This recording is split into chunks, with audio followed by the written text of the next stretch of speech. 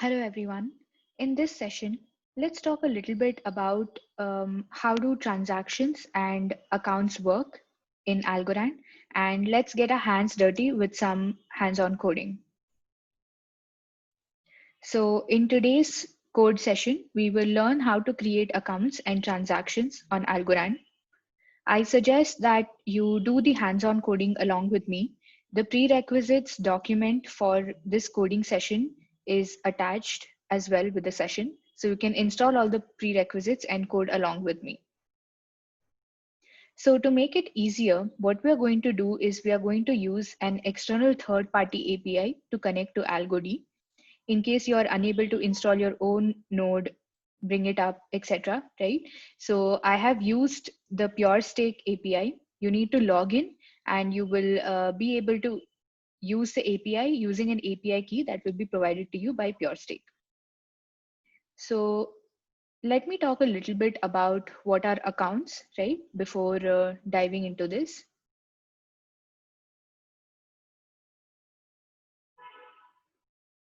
So there are different types of accounts that you can work with in Algorand that you can create based on how you want to store the corresponding keys, right? So there are three types of accounts that you can create. One is a wallet derived account, which is using the KMD, that is key management daemon, that you install along with your AlgoD while you're installing your node, right? So this is a process that runs on your Algorand local node.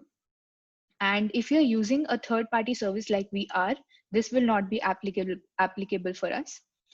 The reasons why we would want to use KMD is because the public-private key pairs that are generated from a single master derivation key. So you only need to remember the single mnemonic that represents the wallet. Once you remember the mnemonic that represents the wallet, you can list all the accounts that are connected to that wallet and carry forward with your operations. This is where the wallet derived or the KMD related accounts will come into picture. But in case you do not want to use KMD, right? Because KMD requires you to store the keys on the disk, if you do not have access to a node or are running a third-party service like we will be doing today, you can use standalone accounts. There are also multi-signature accounts. As the name suggests, there needs to be more than one signature on those account-related transactions for the transactions to be processed.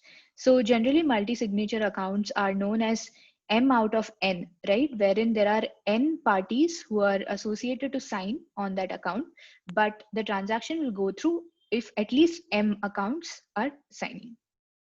So now that you know the different types of accounts, let's get started and create some accounts, right? So I have linked the GitHub link to the code. You can download that code or you can type it along with me as I explain, right? This is a Python code and I'm using a Visual Studio Code editor to write my code, and I will be running the code on the terminal. So the first few lines over here talk about the different libraries that we need to import. So we will be using Algo SDK to import the account and the mnemonic, right? So here you can see the code is fairly simple. We have the AlgoD address, which is the one that you will pick up from the PureStake, right? So like I mentioned, we are using an external API. So we will use the external API address. Make sure to create a write PS2, which refers to version 2, right? We need not fill anything in the token since we are picking it up from the third party, that is from PureStake. If we have an API key, it is more than enough to pass it in the headers, and the third party service will take care. So why do we need the AlgoD address, the token, and the headers, right? This is used to connect to the AlgoD client, which is nothing but your node. Once you connect to the node, you create the accounts and perform the transactions using this connected client, right?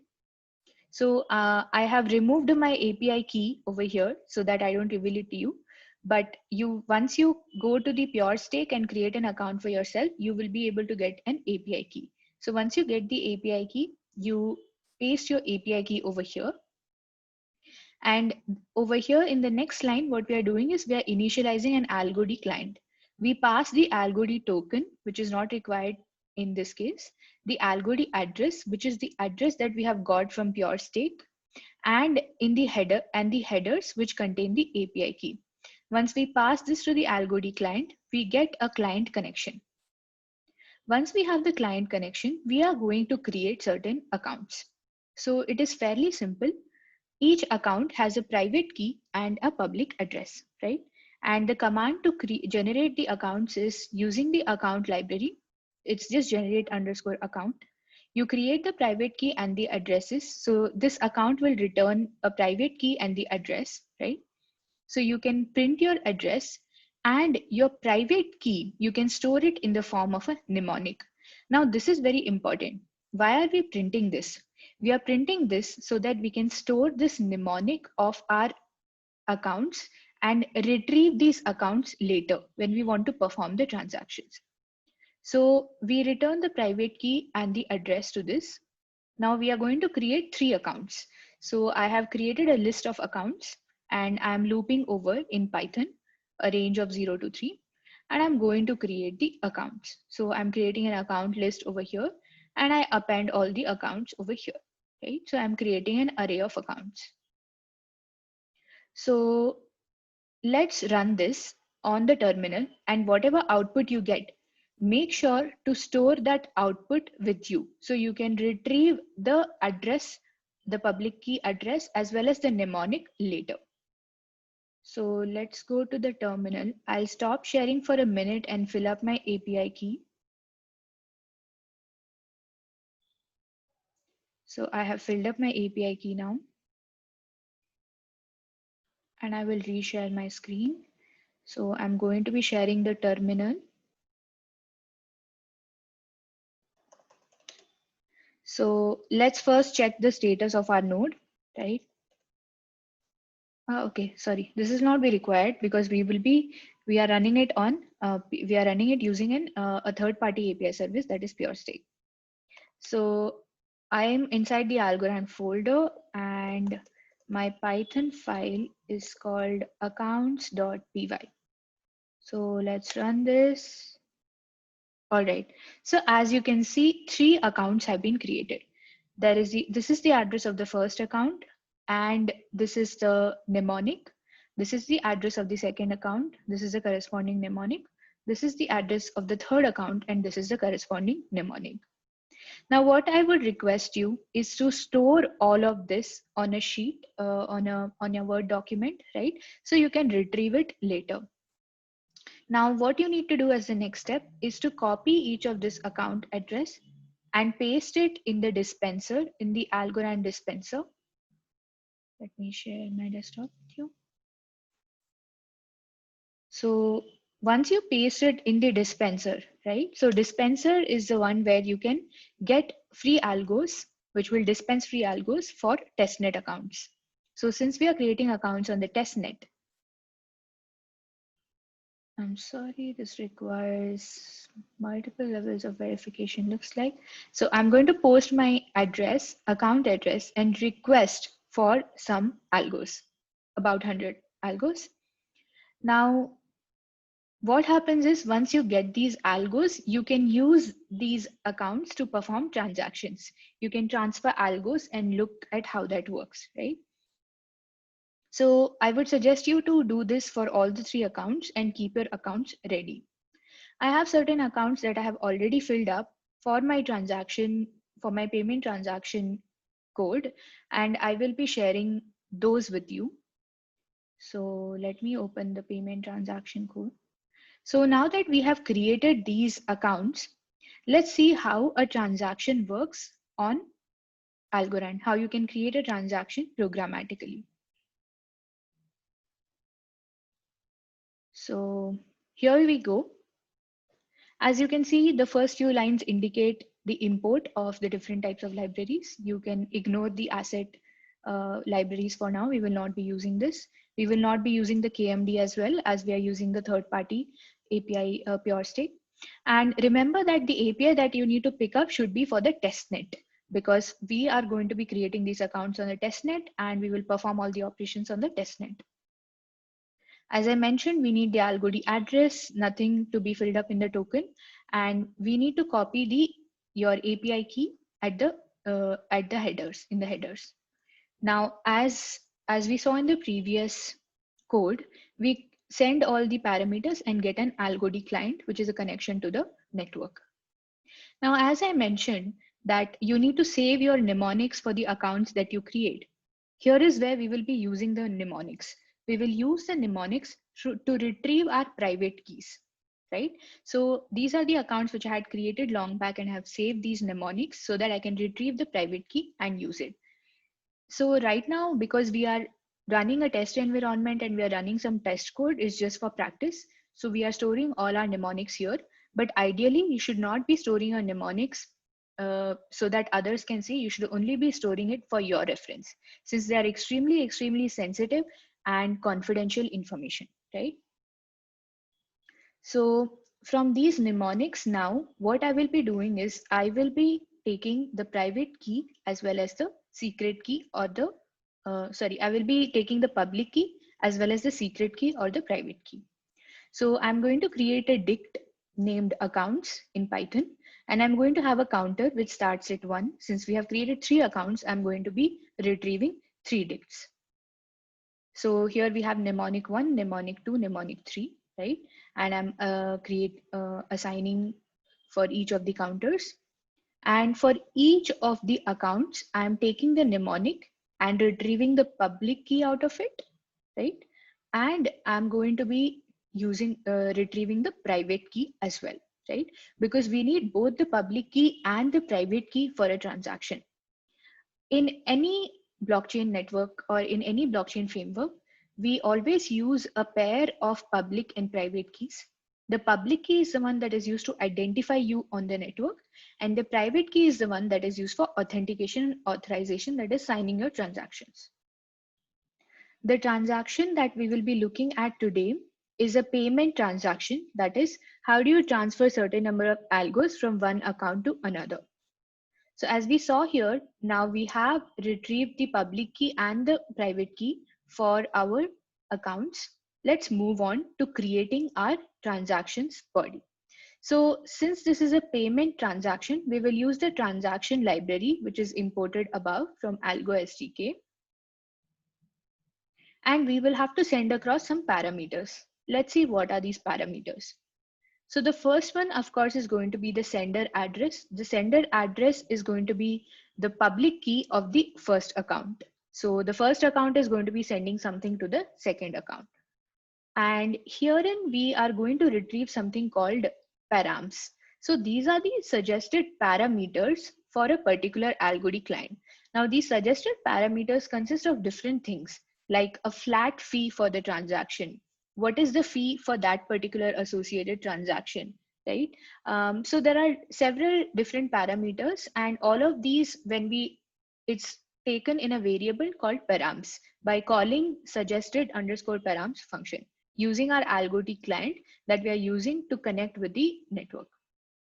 Here we are setting some fees for our transaction, and the send amount is going to be 10.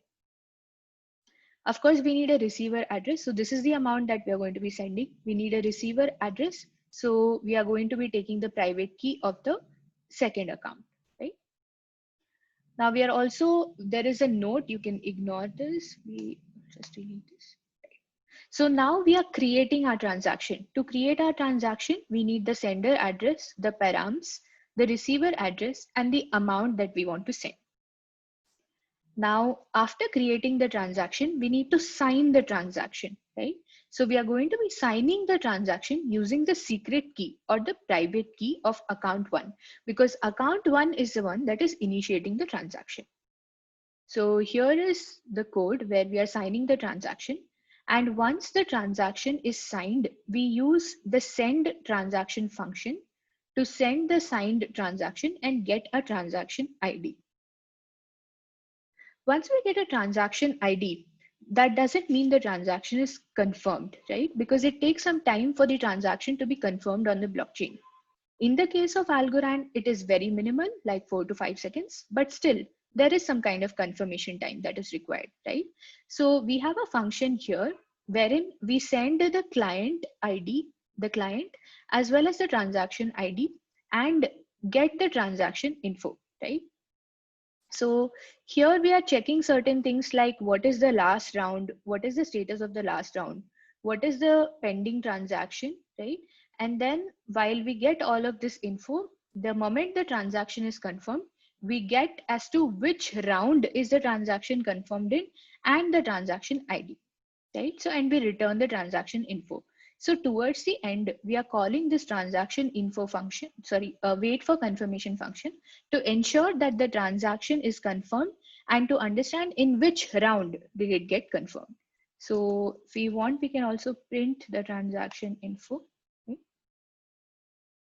So this is going to be run on the accounts that I have already created in the past. So let us run this on the terminal and see how it looks like, right? Mhm.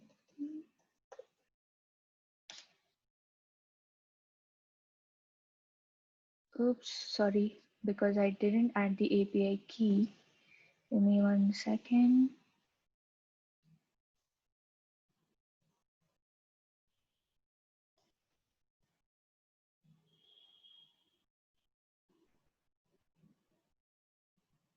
Let me share my screen again and run it, right? So please ensure to add your API key. I removed the API key so I don't share it on the screen.